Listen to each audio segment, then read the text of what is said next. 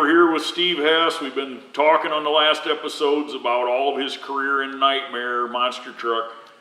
So roughly about 91's when you really decided you needed a new 4-link style monster truck. So tell us a little bit about that. We did, because the trucks were coming out with 4 links and coilover trucks were coming out, and I could keep up with them over the first set of cars, but after that, the bouncing that you got from a leaf spring, I don't care what you did to it, you couldn't get the bounce out where the recoils of the coilover shocks, they would land and they could keep going, be right in the throttle the whole time. So we knew that if we wanted to stay in the sport, that we needed to look at building a coilover truck. So we were doing a show out east, Jerry Richmond and I and some other drivers. Jerry and I stopped with our wives to eat supper that night, and I said, Jerry, we got to build a coilover truck. And he's like, all right. So well, this was the napkin design, exactly. Wasn't it? That's everybody else was doing these CAD designs, and you So, guys drew it up on a napkin. Jerry pulled out this napkin and he says, give me your pen, and he starts drawing. He says, I think if we do this, we can get this angle here, we'll do this, and the 4 links will go here. So he drew it out that in a Denny's restaurant on a napkin. So I said, all right, well, I'm gonna go home and get everything we need off the truck, and I'll head out there. So it was, I'm guessing about September. We went out there and started, it was probably early September.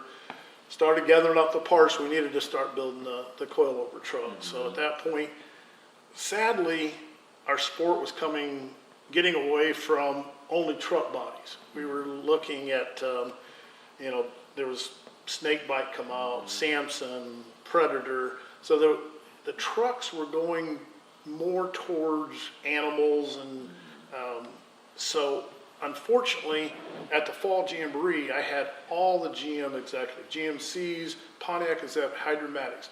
There was about 18 of the GM employees there, and they said, if this is the way the sport's going, we're done. We're a professional grade truck. And obviously they were a pretty big sponsor.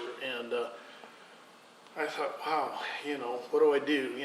But we'd already committed to start building the truck. So we built the truck, debuted it at Evansville, the first race out.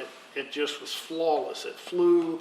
It was easy riding. You could land. It was like, wow, this is why you build a coilover truck. You're not bouncing anymore. Mm-hmm.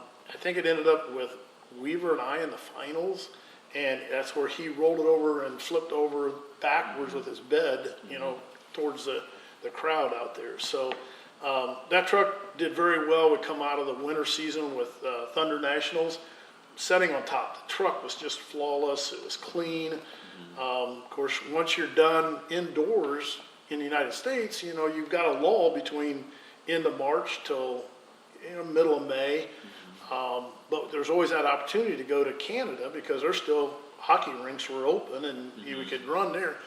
So I'd committed to 6 races to go up there with the truck. And my son was 2 years old at that time, and was neglecting seeing him being gone on the road so much. And some other people are started getting out of the business to get back into businesses, and being in the RV industry and the 4-wheel drive business, like, I need to look at possibly doing that. So I told my wife, I said, I'm going to sell this truck before I come home. She's like, yeah, right. And I'm like, 3 weeks up in Canada, Kurt Dabney approached me on the 3rd show and says, hey, I want to buy your truck. I says, that's fine. You want to buy the semi-trailer too and the truck? And he's like, I'll buy the trailer, but I don't want I said, well, the trailer, I got to sell the truck first. And so anyway, he bought the truck.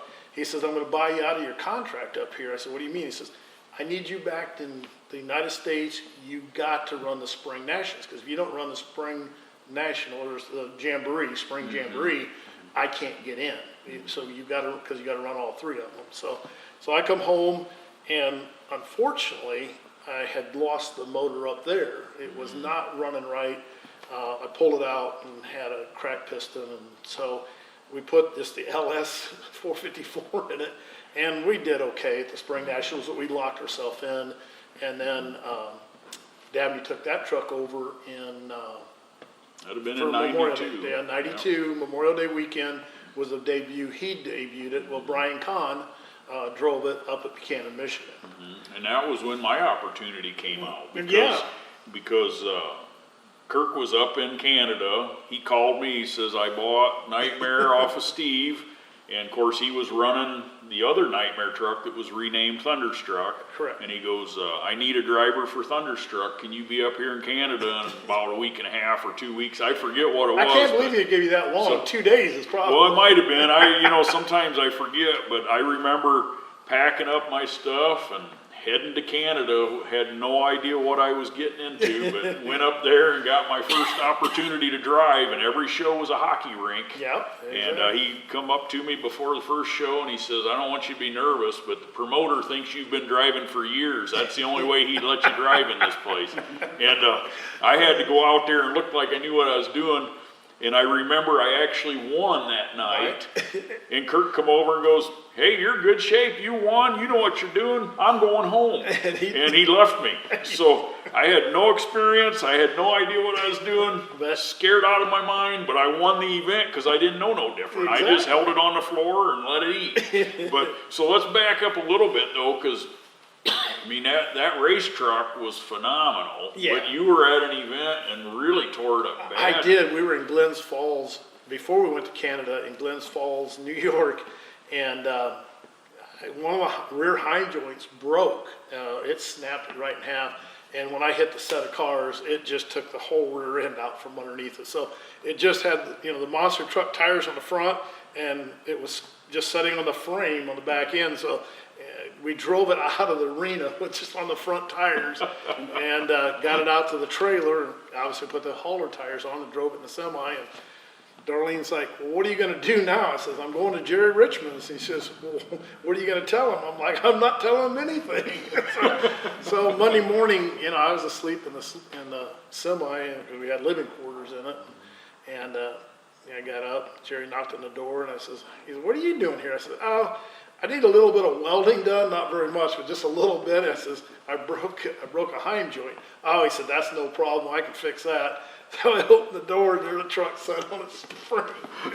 You told me you broke a hind. I said, I did break a hind joint, but the whole rear end came out with it. So again, we had to be somewhere on Friday, so we thrashed on that truck to get to the next show. Oh, yeah.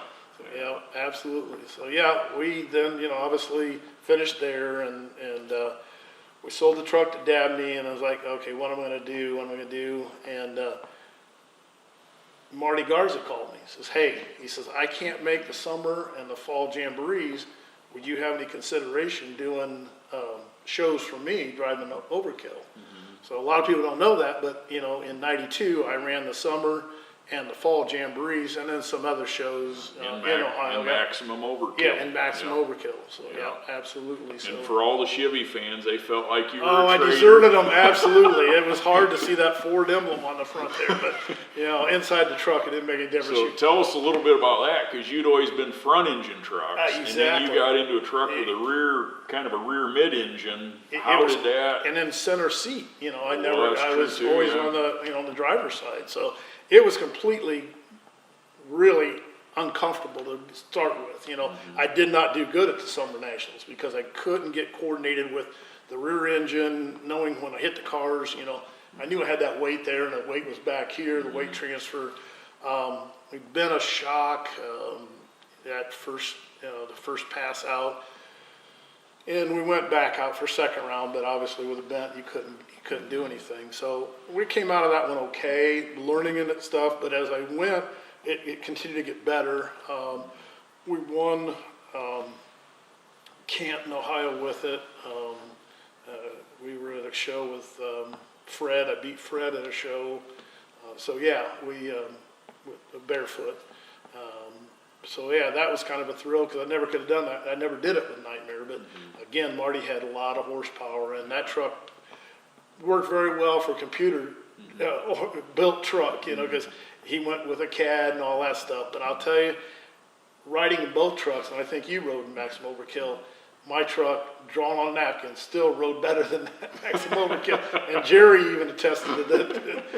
But, so we laugh about it today, and it's a lot of fun. We joke back and forth. So. Yeah. Well, it's been great visiting has, with you. Jeff. I hope the fans enjoy Yeah, this. thank them. I thank Please them for- subscribe and tell your friends.